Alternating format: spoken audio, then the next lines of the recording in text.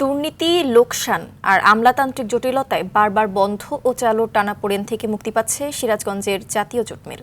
বেসরকারি খাতে ইজারা দিয়ে মিলটি পুনরায় চালুর চূড়ান্ত প্রক্রিয়া চালাচ্ছে সরকার। বহুজাতিক বিনিয়োগে দ্রুত উৎপাদন শুরুর আশ্বাসও দিয়েছেন সংশ্লিষ্ট মন্ত্রীরা। এতে কর্মসংস্থান সৃষ্টির পাশাপাশি জেলার অর্থনীতির চাকা বদলের স্বপ্ন দেখছেন স্থানীয়রা। সিরাজগঞ্জ প্রতিনিধি আশরাফুল ইসলামের পাঠানো তথ্যচিত্রে আরও জানাচ্ছেন সুলাইমান কবির। সিরাজগঞ্জের রায়পুরে ১৯৬০ সালে ৭৫ একর জমি নিয়ে প্রতিষ্ঠিত হয় নর্দার্ন পিপলস জুট মিল। স্বাধীনতার পর জাতীয়করণের মাধ্যমে এর নাম হয় কওমি জুট মিল। মিলটি ঘিরে বদলে যায় পুরো এলাকার আর্থসামাজিক চিত্র। এখানকার পণ্য জায়গা করে নেয় বিশ্ববাজারেও। তবে দুর্নীতি আর আমলাতান্ত্রিক জটিলতায় ২০০৭ সালে বন্ধ হয়ে যায় উৎপাদন। ২০১১ সালে জাতীয় জুট মিল নামকরণ করে ফের চালু হলেও লোকসানের মুখে ২০১৯ সালে আবারও বন্ধ হয়ে যায় প্রতিষ্ঠানটি। পরবর্তীতে বেসরকারি খাতে ইজারা দিলেও টেকেনি ১ বছরও। তবে বর্তমান সরকার বন্ধ মিলটি আবারও চালুর উদ্যোগ নেয় আশার আলো দেখছেন বেকার শ্রমিক ও স্থানীয়রা।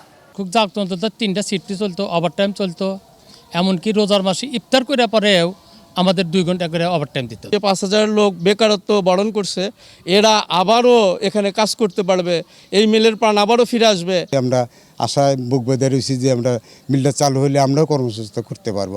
সম্প্রতি মিলটি পরিদর্শনে যান বস্ত্র ও পাট এবং বিদ্যুৎ জ্বালানি ও খনিজ সম্পদ মন্ত্রী। এ সময় ৩০ বছরের জন্য ইজারা দেওয়ার মাধ্যমে দ্রুতই মিলটিতে উৎপাদন শুরুর আশ্বাস দেন তারা।